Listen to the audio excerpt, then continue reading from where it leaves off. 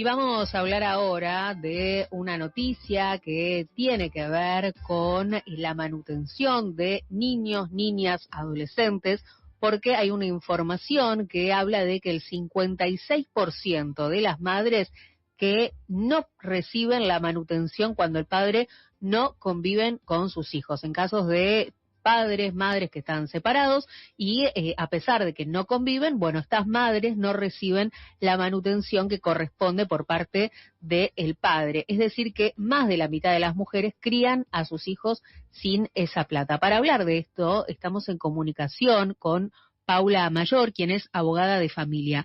Muy buenos días, Paula, ¿cómo estás? Mayo Arana, Mariano Odoño y Camila Ansaldo, te saludamos en Radio Sputnik. ¿Qué tal? Buenos días a todos, un gusto. Muchísimas gracias, Paula, por tu tiempo. Preguntarte primero por, este número que realmente es alarmante, 56% de las madres separadas que no reciben la manutención que corresponde por parte de los progenitores, y un caso particular que es el de la provincia de Neuquén, en donde la justicia obligó, en este caso, a los tíos paternos a cubrir el 70% de la canasta de crianza porque el padre no estaba pagando la cuota alimentaria. Exacto, sí. Este es el cuarto fallo que tenemos a nivel nacional. La verdad es que la ley no contempla a los tíos como un pariente obligado ante un incumplimiento. Los que vienen luego de los primeros obligados, que son el padre y la madre, pero siempre obviamente hablamos del padre porque la verdad es que estadísticamente los hombres son los que suelen asumir el rol de proveedor del hogar y la mujer queda más relegada a las tareas de cuidado y a las tareas domésticas. Entonces siempre hablamos del padre incumplidor y así lo dicen las estadísticas. Y este fallo tiene la particularidad, la innovación, siendo el cuarto a nivel nacional, como les decía, de, bueno, la jueza se expandió, flexibilizó la ley y dispone esta obligación en cabeza de otra persona, que en este caso son los tíos, para que hagan un aporte del 70% de la cuota alimentaria para poder resolver una situación de urgencia, que es que estos chicos no reciben la cuota y por ende no tienen sus necesidades básicas satisfechas.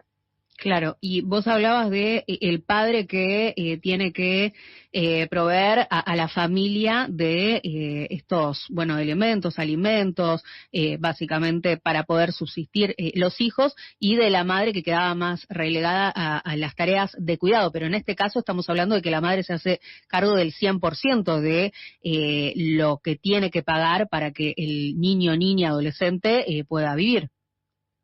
Sí, la cuota alimentaria se compone de todo lo que ese chico necesita para vivir. Es decir, que cada cuota va a ser diferente. Muchas veces está como un error en un imaginario colectivo de que, es el 30% del sueldo del padre. No, no necesariamente, porque la cuota primero tiene que abarcar todo. Como vos decías, abarca la comida, la proporción del alquiler, los impuestos que paga esa vivienda, el colegio si es pago, la prepaga, el divertimento, el esparcimiento, y llevar a ese chico al cine, a la plaza, a comprarle un helado, todo eso es lo que se computa como cuota alimentaria. Y después, verdaderamente, sí, tiene que cada cuota se estipula en función de esas necesidades y de la capacidad económica que cada padre y cada madre tiene, es decir, cuáles son sus ingresos, y luego también contemplamos el tiempo que pasa cada uno de los chicos con esos padres, porque el tiempo se traduce también en un valor económico. Claro. En este caso, la verdad es que al tener un padre incumplidor, la jueza, si bien tiene facultades que le da la ley para poder intentar lograr este cumplimiento, si no lo hace por el hecho de que sean sus hijos, si no lo hace porque hay una sentencia, los jueces tienen posibilidades, que han habido fallos que han salido también con ruido en los medios, de no poder ver un partido de fútbol, no poder salir del país, no poder renovar la licencia de conducir. Esas medidas están vigentes y el juez las puede tomar. El problema es que muchas veces, para que esa medida surte efecto, hay que esperar a que ese padre, recapacite y cumpla. Y el problema está en que esos chicos tienen que percibir la cuota todos los días. Entonces, tenemos este fallo en donde, abre el espectro familiar. Y en este momento, este fallo condena a los tíos. Los tíos igual podrían haber llevadole pruebas al juez para demostrar que hay más familiares que pueden aportar a esta cuota, pero bueno, en este caso la jueza bien indicó que no se le habían dado las pruebas pertinentes como para traer a más personas o desplazar a estos tíos condenados al pago de la cuota. Uh-huh. Doctora, ¿qué sucede? Estamos en una Argentina que cuando nosotros hablamos de economía y específicamente del mercado laboral, bueno, con las reformas laborales estuvo bien claro eso, hay un 40% de trabajadores que están contratados de manera informal. ¿Qué sucede cuando respecto del padre no se puede acreditar el dinero que percibe para poder cobrarle esa cuota alimentaria? Y es la gran mayoría de los casos. Y está muy buena la pregunta porque también hay que aclarar que esto pasa en todos los estratos sociales. Tenemos al padre que tal vez recibe su salario de forma irregular, es decir, lo recibe de forma en negro, o también que cobra parte en blanco y parte en negro. Sí. Y también tenemos a aquel padre que tiene muchísima capacidad económica y eso también le permite ocultar esa capacidad a través de sociedades, a través de nombres de otras personas, digamos, a más capacidad económica, de hecho es más difícil es probar la capacidad de esa persona. En esos casos, en todos estos casos, que es lo que nosotros tenemos, pero es complejo, lo que tenemos que hacer es acreditarle al juez una presunción de sus ingresos. Yo no tengo que darle exacto la cifra de que gana 102 pesos con 75 por mes. No, lo que yo puedo hacer es probar que más o menos por el nivel de vida que tiene esa persona, debiera de estar ganando tal cantidad de dinero. Claro. Por ejemplo, con el auto que se compra, con las salidas que hace los fines de semana, si asiste a eventos deportivos que son muy pagos, si sale del país y se va de viaje, si siempre está muy bien vestido. Los resúmenes de las tarjetas de crédito se pueden pedir también, los resúmenes de las cuentas bancarias se pueden pedir, de forma tal de uno demostrar que si esta persona vive de esta manera y de algún lado saca el dinero que lo permite pagar. Entonces se estipula, hacemos una presunción de que esta persona gana tanta cantidad de plata y sobre eso se fija la cuota. Ahora, ¿qué sucede con aquellas familias que están en situación muchísimo más vulnerable y que también existen estos divorcios y bueno, tanto madre como padre están en una situación económica de muchísima vulnerabilidad, tal vez por debajo de la línea de pobreza, que no es algo tan anormal hoy en día en la Argentina. Hoy lo veíamos con la cantidad de dinero que hace falta para no ser pobre. ¿Qué sucede en esos casos, no? ¿Cómo se hace para enfrentar esos casos? Bueno, son los casos más complejos, más conmovedores. Tanto el padre como la madre tienen la obligación de hacer todo el esfuerzo posible para que esos chicos tengan sus necesidades básicas. Cuando se da alguna situación como la que mencionabas antes de la pérdida de la fuente del trabajo, que desgraciadamente es una realidad para muchas personas, por supuesto que en ese caso podemos ir, por ejemplo, hacia los abuelos para que colaboren con esta cuota alimentaria en la atención a esta situación temporal. La problemática se da cuando este padre no procura otro ingreso o directamente no busca otro trabajo. ¿Por qué? Porque hay que verdaderamente malabarear con la situación en la que se encuentra esa familia para poder sufragar los costos. La problemática que nos señala este fallo puntual, que también desgraciadamente es una realidad de muchas de las familias argentinas, es que el padre se relaja en esta situación o empieza a vivir de changas que solamente le permiten sufragar sus propios gastos, pero del otro lado tenemos esta cuestión que identifica el informe de UNICEF de 2025, que es el que nos da estos datos que mencionaban ustedes al comienzo, que es que la madre termina haciendo malabares, termina endeudándose, buscando otro trabajo, pidiendo plata prestada, para intentar por lo menos pagar los gastos mínimos e indispensables.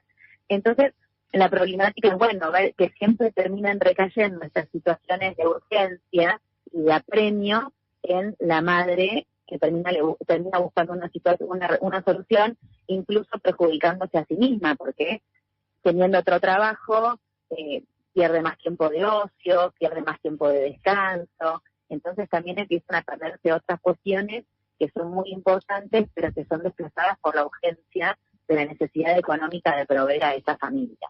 Y Paula, ¿cómo estás? Camila Ansaldo te saluda.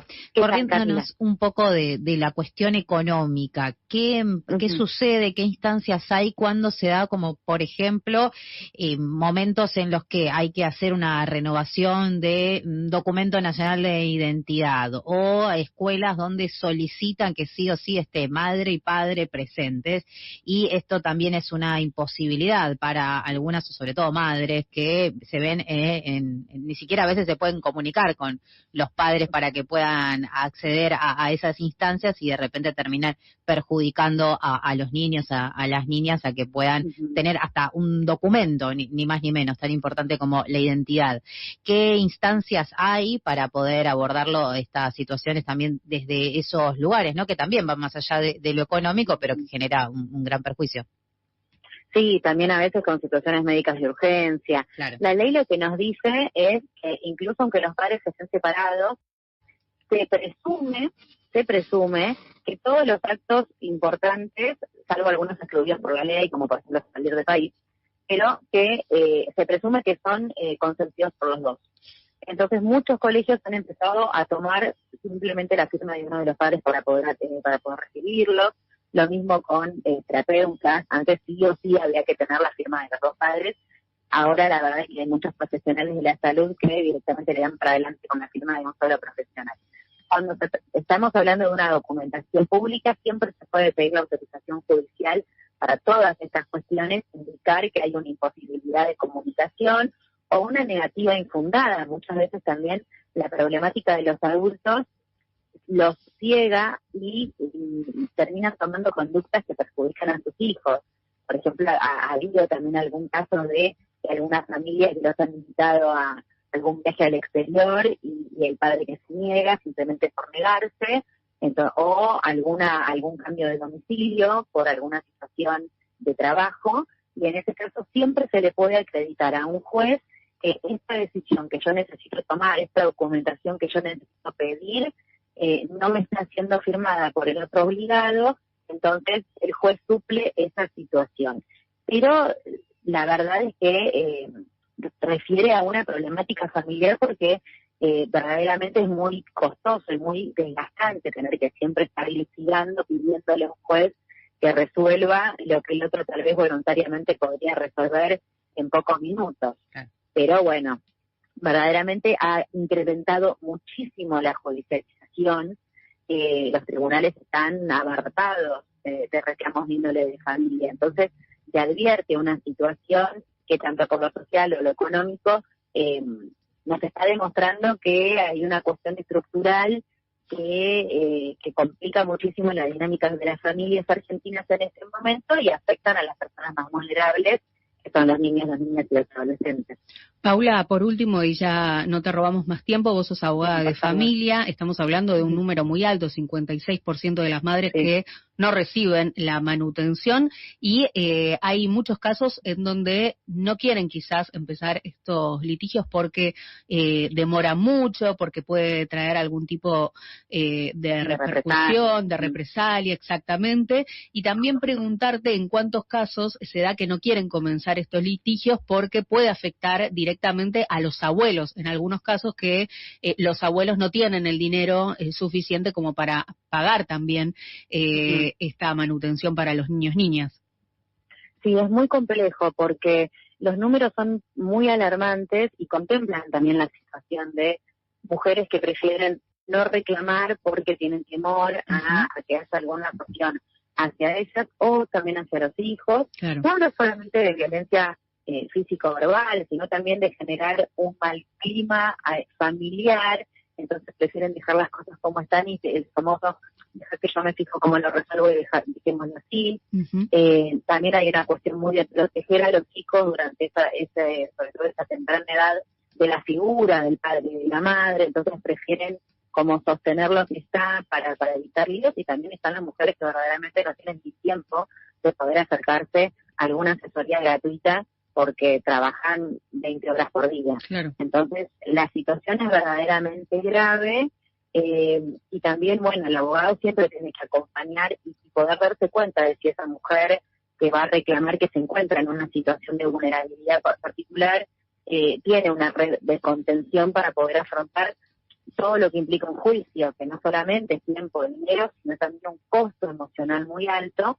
Y cuando se trata de los abuelos, obviamente los abuelos también son contemplados como una persona en situación de vulnerabilidad. Bien. Porque el adulto mayor tiene muchos gastos, tiene muchas necesidades, muchas veces no tiene quien lo cuide, muchas veces son víctimas de violencia. De hecho, los informes de la Oficina de Violencia Doméstica son alarmantes también. El 85% de las personas que dispensan violencia contra los adultos mayores son sus hijos.